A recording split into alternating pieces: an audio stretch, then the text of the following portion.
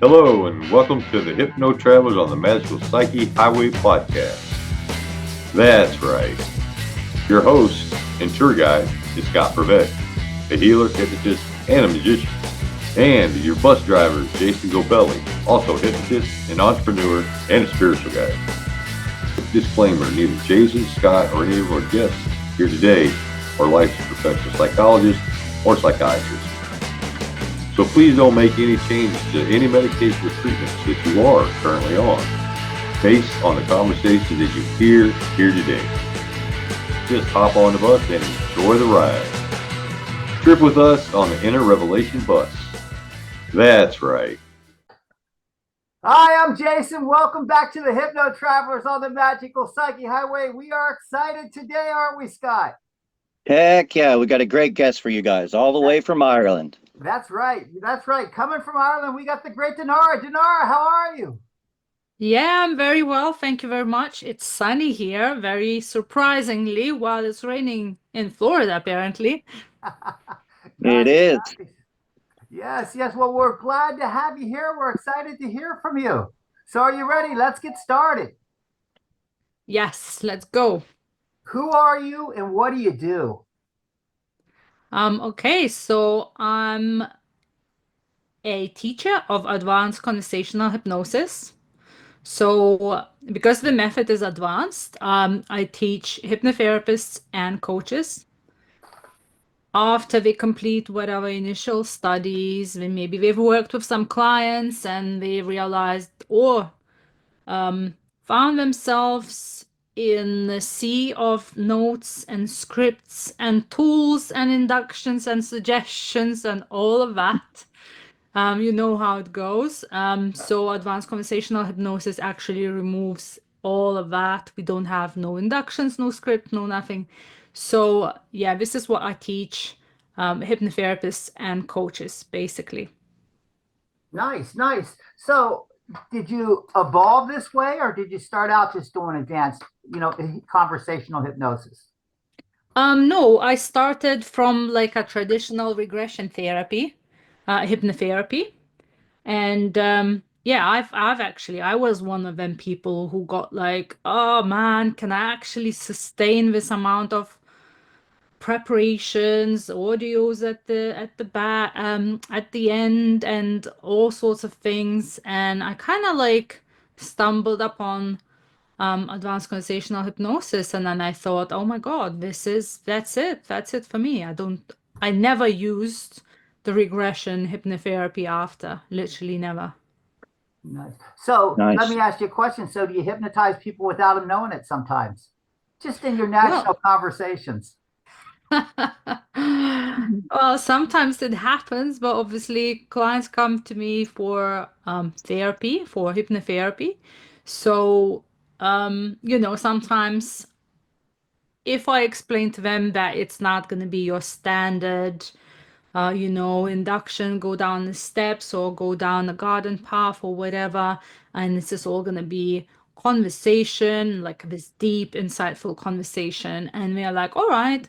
And then I had a client recently who went like, oh gosh, I didn't expect to be hypnotized or go into trance or go into hypnosis. I thought it was going to be conversation. I'm like, well, yes, it was a very deep, hypnotic conversation. Well, as we know, hypnosis is just basic conversation with the unconscious mind anyway. So it's all conversation. So the question I ask you is how about this? Do you ever like go to the restaurant and when you're starting to talk to someone accidentally, you find out that your waitress is hypnotized? No, I don't do that. No. But Okay. sometimes I ask a very insightful question and people go like, yeah, stunted. So it does happen. It does happen sometimes just because of where you're coming from. Yeah, I think sometimes it's like almost when you do a lot of it, then it kind of becomes your day-to-day thing, isn't it? And it's like you almost have this therapy hat almost half. on you, and then if someone's complaining about something, you're like, all right, okay, let me ask about this then now. And we go like, oh my God, like, okay, I haven't really expected that question. And also like with these sorts of questions, you really show people that you really are listening to them. Because a lot of people say like, oh, I don't need hypnotherapy, I don't need therapy, I have friends, I can go and talk to my friends about my problems or whatever, I don't want to pay anyone. You get these people like that. But which friend is gonna literally focus all of your attention, all of your intuition, everything on you for like an hour or 2 hours? That's not gonna happen. Nice. So I bet your family walks around zoned out a lot, huh? Sorry? I bet the family goes under trance a bit, the people around you. No, some, not everyone, not everyone. So, I also don't use it like, just for fun. I use it if I can see that, someone needs it. of course, I'm just having a little fun with you here. So are you using a lot of clean language? It's more of a natural language. I don't really adjust my language in any other way, during the session, really. Okay, so a lot of it's directed. So Yeah, do it's you quite feel like direct. you intuitively guide people, or do you feel like you follow them? I follow them. Yes. More follow them, because what happens is when you go into their problem, right? When they start talking about their problem, they start having these unconscious moments. And if you know what you're looking at and what you're looking for, you notice these unconscious moments and you ask the right questions based on the unconscious moments. So it's like almost you follow the trail of the unconscious moments, which is just the unconscious mind emerging, basically. So pretty much you're feeding back their answers back to them. Yeah, sometimes, and if there is like a very emotional word or something, you can just kind of say back the word and watch them go into trance, basically. Nice, nice. So is this the main thing that you do, or do you have other modalities that you do also? No, that's the main thing. That's the main, because I teach it. So I teach others how to use it, how to master it. I mentor them, I coach them, so that's my kind of main thing. I also have a few clients there and then, but yeah, mainly I teach it. Oh, nice, nice. Well, we've had some others here that do conversational hypnosis before, like James Tripp or Timothy September and some guys like that. So my question for you is who were your mentors? Who did you go to help guide you through all this? Yeah, so it was Scott Jansen. Well, tell me a little bit about it. What was that like? So I guess I just stumbled upon him, and he had this amazing method, and he taught me and a lot of others. And then he decided that actually this is too amazing to not share with anything. And he taught like a few of us to be the trainers. So basically he had a trainers training. Is that what it's called? Yeah, trainers training. Mhm. So I've got the license and everything and started teaching it myself. Nice, nice. So your students, are they primarily there or are they all over the place? They're all over the place. I've got some in the US, and then I've got some in Europe, and I've got some in the UK. Nice, nice. And these people that you have and these people that you're working with, we got a lot of people in the same field, in the same business. How do you get your clients? Where do you get them from? What do you do to market yourself and get out there? So at the moment, it's mainly social media. So Instagram is my it's the platform where I'm mostly active. Facebook, I kind of almost drop everything that I've got on Instagram onto Facebook, but Instagram is where I prefer really to be, because I think it's most fun, really. Nice, nice. So let's go back a little bit.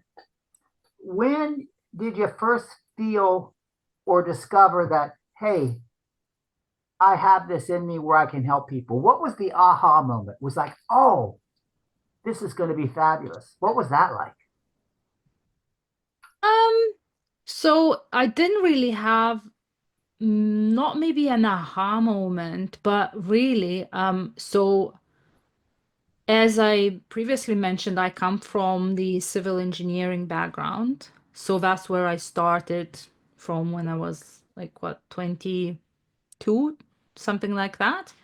And yeah, so after like 15 years or whatever, I don't remember, a decade definitely in civil engineering, I've yeah, I've just realized it's not giving me that much joy anymore, basically. And I've literally intentionally started to look for something that would be more aligned with what brings me joy, what I love doing, what I love learning about, what all of that. So, and this is how I've kind of found hypnosis and hypnotherapy. And I started working with people. I was like, oh, okay, I'm quite good at it, and started working more and more, and found the advanced conversational hypnosis. And teaching is kind of unraveled because in general, I quite like teaching.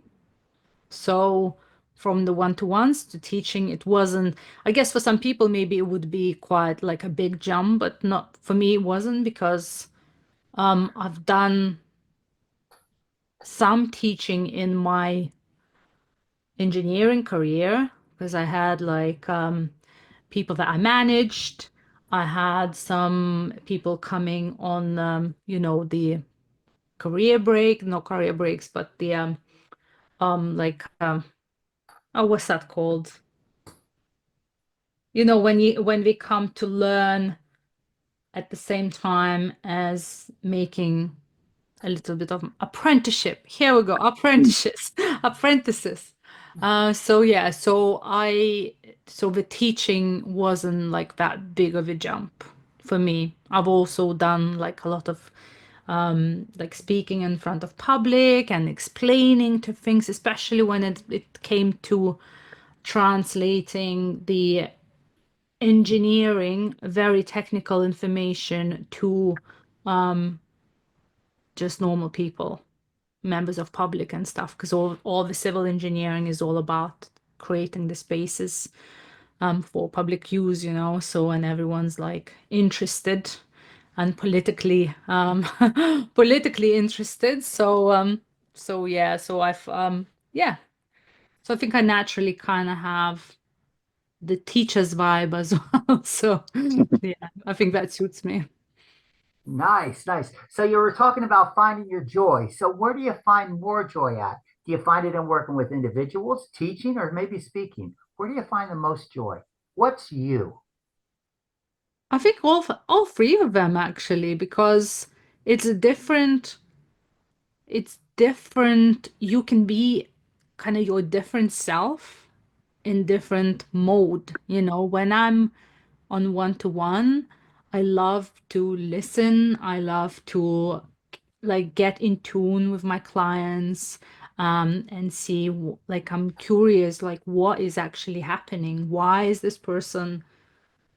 can't this person overcome this problem? Why is their mind stuck where it is stuck? So that's sort of like this curious, and then it's like, wow, like, fascination about the mind. Then when I'm teaching, again, I'm kind of like, during the teaching, I'm presenting, I'm coaching, I'm in the group. It's more of a like outgoing vibe for me, which I'm not always outgoing, believe it or not. I'm sort of an introvert, but like that kind of gives me the outlet to be the extrovert when I'm teaching. And I love seeing like when my students succeed. Like one of my students said, "Oh my God, like I can see I've had some success with ACH now, and I can see how I can actually make the whole of my practice ACH practice. Like I can see that." I was like, "Oh my God, this is like, um music to my ears." And then when I'm speaking, there's like more of an energetic vibe. There's like a little bit of a nervousness going on, but then when you start, everything's like very fine. So yeah, I'm a bit multifaceted. That's why I guess the career changes and all sorts of different things happening in my life as well. Yeah. Nice. Well, since you mentioned that, Scott, what questions do you have for her? Well, do you see yourself writing a book and furthering on this teaching? Maybe in the future, yes. I can see myself writing a book.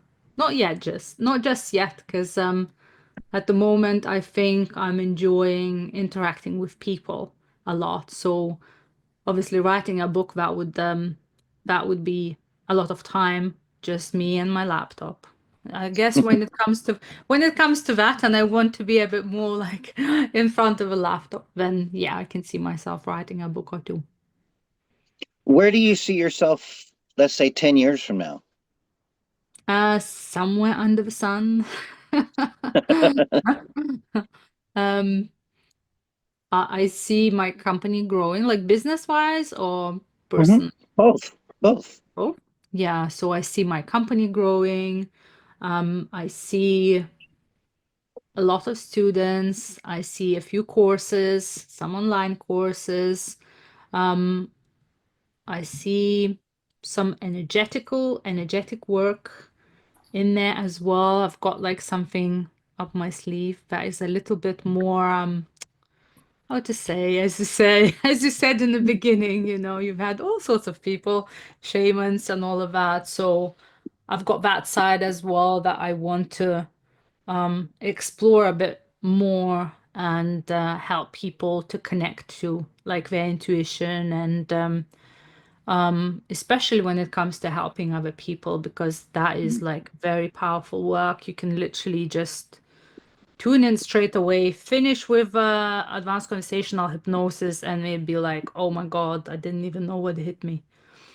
So yeah. It's nice. So, Dinara, we're traveling down your magical psyche highway.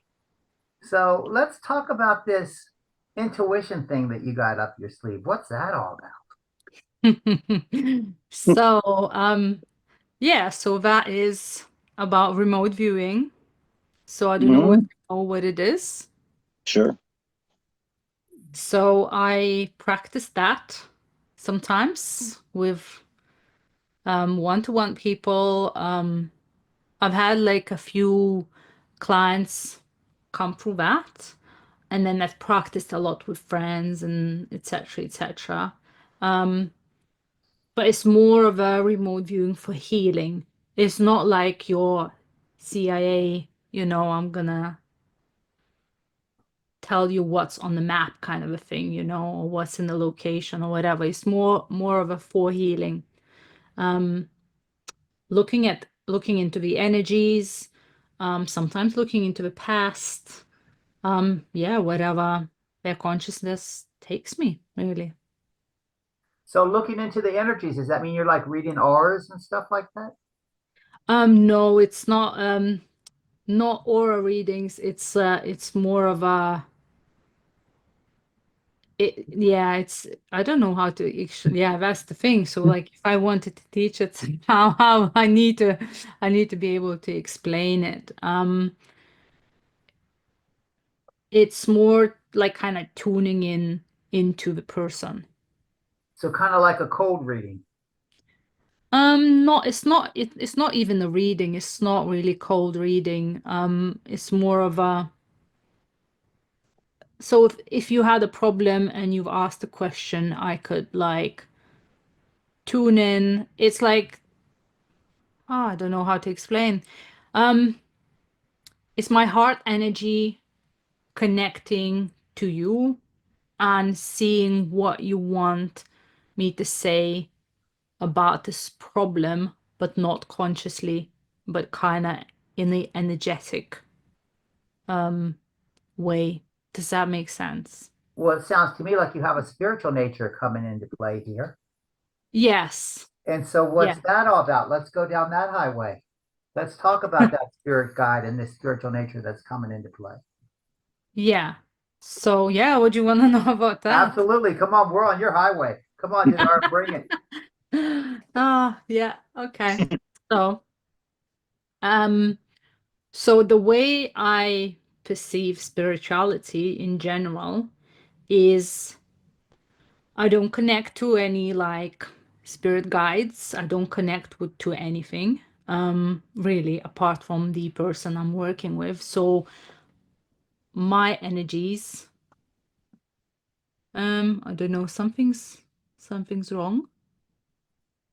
Oh, I think Scott's a bit frozen, no? It's okay. You're good. Oh, am I frozen? Yeah, you're good. We'll cut that out. Yes. Cool. Yeah, so the way I perceive spirituality is I don't actually connect to any spirit guides. I don't connect to any entities. I don't channel nothing.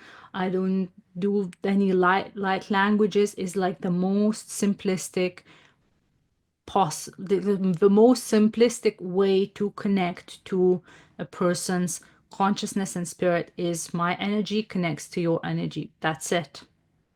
And then you show me what I need to see. And the thing is that so this is where it really overlaps with the ACH, because that also is very much simple. So that also like almost gets rid of all of the scripts, inductions, whatever. And in this spiritual healing practice, I also kind of simplify it all together. I don't connect to anything or anyone apart from my client. Yeah, there's a couple of reasons for that. So if you're connecting almost like on a spiritual energetic level with a client, then doesn't some of that negative energy sometimes absorb into you? No. Okay. So how do You you have, protect yourself? yeah, you have like you can do whatever ritual you're doing, like if you're doing this work, but I mainly intend to my energy to stay clean. And once the session is over, I again kind of with intention like clean my energy from anything. So nothing attaches. Obviously, sometimes there could be something that is really aggressive and they want to attach, but then you kind of get rid of it through different means, basically. But yeah, so yeah, only connecting with the person's energy, not even connecting. It's probably that's why I'm calling it remote viewing, because it's like I'm viewing it. I don't necessarily go in and connect. I'm viewing it. What is happening? So you have a little post-session ritual. Do you have a pre-session ritual? Um, yeah, it's only intention. It's like 1 minute. Nice, Yeah. nice. And this, the same, obviously, there's a lot of talk about even before hypnotherapy sessions, like just kind of cleansing your energy, and after is like being, I know that there is a lot of talk within hypnotherapy community, how people like, oh, I feel like very much like I've absorbed all of that. I think if you have like good internal boundaries and you intend nothing to, be passed on to you, you're not gonna end up absorbing anything, you know? So do you have kids? No. No kids. Anyone at the house? Sorry? Are you so no kids or no one there? So you don't have to worry about any of that energy around either. No, I live with my boyfriend. Okay, great, great. Well, then I bet he sees an interesting side too, as well. Yeah, so he's also a hypnotherapist. Oh, nice. Nice. Nice. So Yeah. do you practice remote viewing with him? Yes. And do you think he practices remote viewing with you? He tried. He tries. Sometimes he gets it. Yeah. Sometimes he's like, "Oh, I'm not sure." Do you two have a plan to do anything together and collaborate on something? Since you're both in the same field, maybe talk Yeah. together. Yeah, maybe at some point. I think the idea is that yes, in the future we will do something together, definitely. Oh, so I that just sounds don't know what yet, but yeah, there will be something. well, that sounds like it might be pretty exciting. Yeah, that is very exciting. Nice. Nice. Okay, so let me ask you this then. How would our viewers get a hold of you if they wanted to reach you? So they can find me on Instagram, and that is as per my can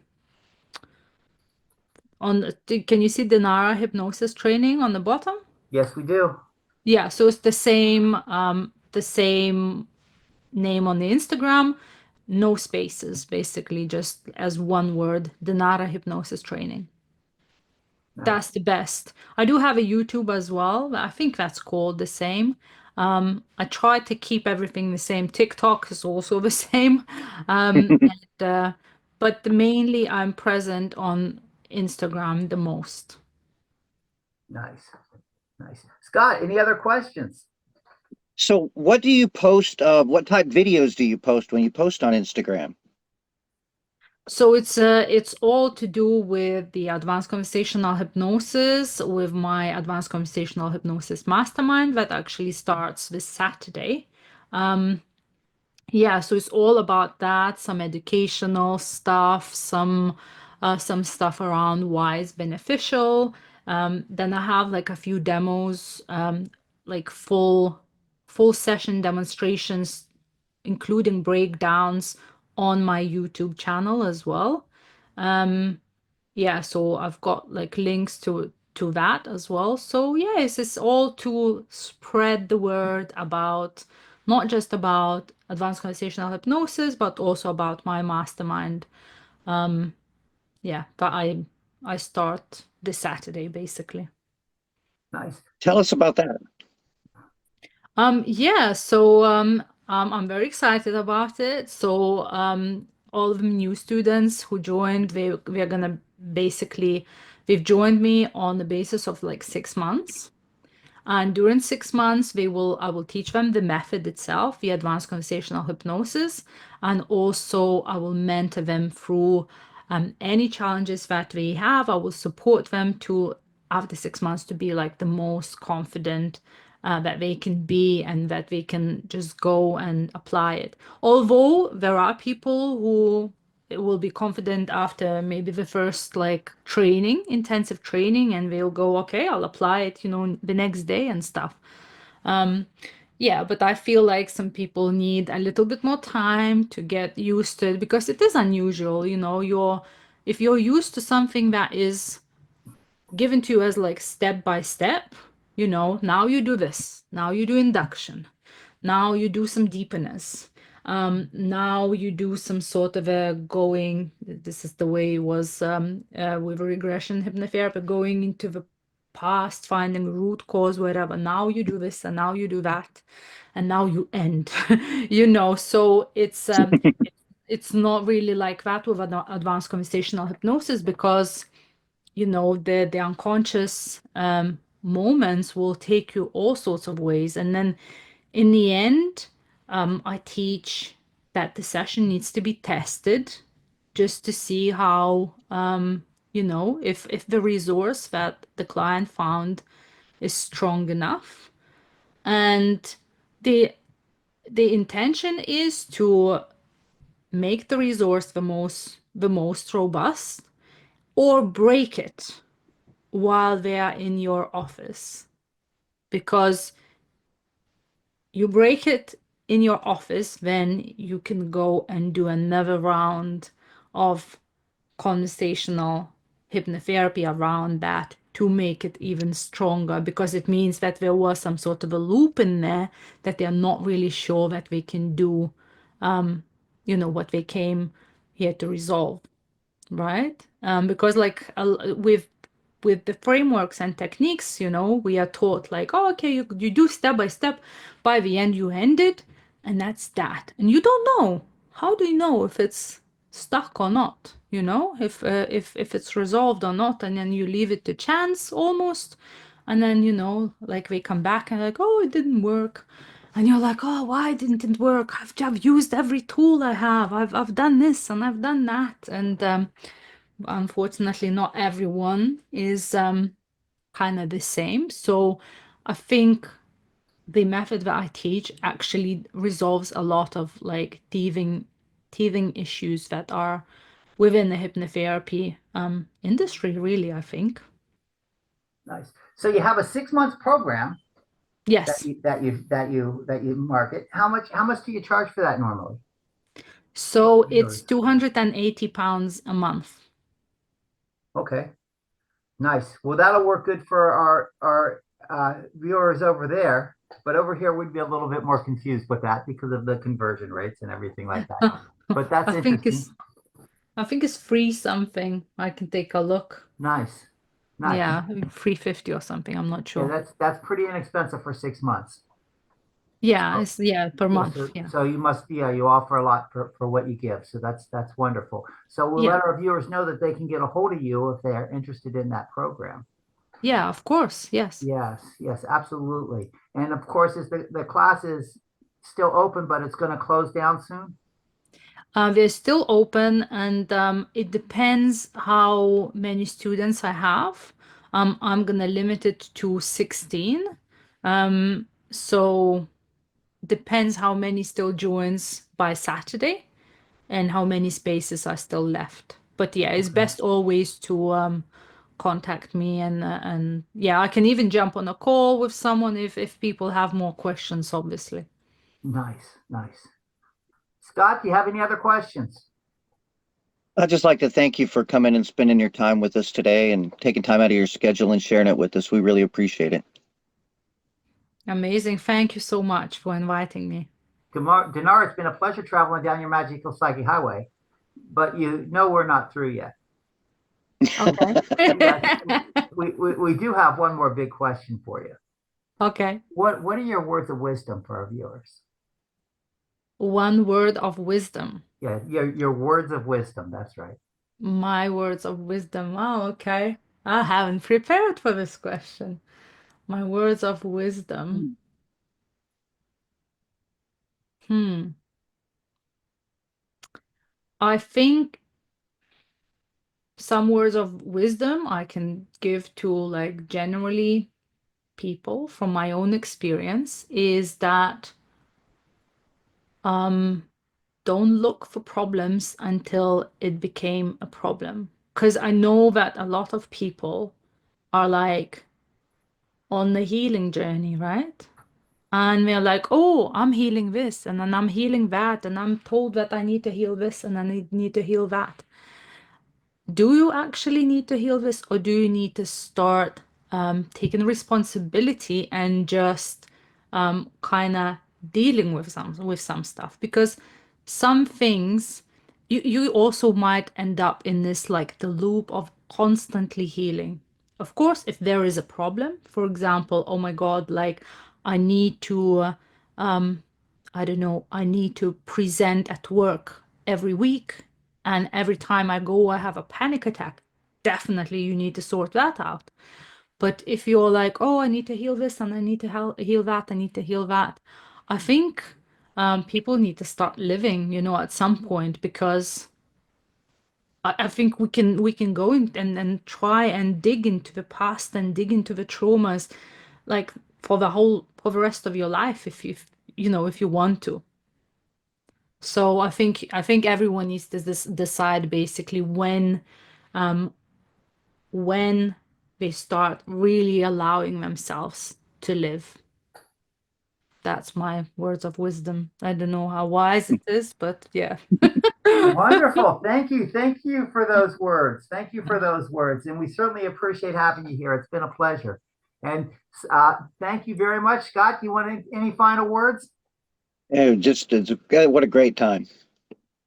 Amazing. Yeah, I really enjoyed it. Yes, well, we enjoyed traveling down your magical psyche highway, Dinara. And for Truly magical. What's that? Truly Yeah. magical. Yes, Huh? that's right. That's right.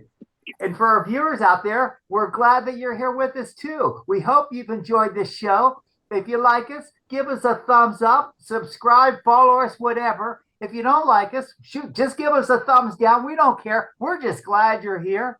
You know, we hope you come back next week. We're glad you're here, and we'll see you next time. Thanks for coming. Wow, what a trip. Thanks for taking that journey with us today. Please like us, share us, and enlighten us with your views of the topics we drove into today. We appreciate you and love reading your comments. Thanks again, and we hope to see you back on the bus next week. That's right.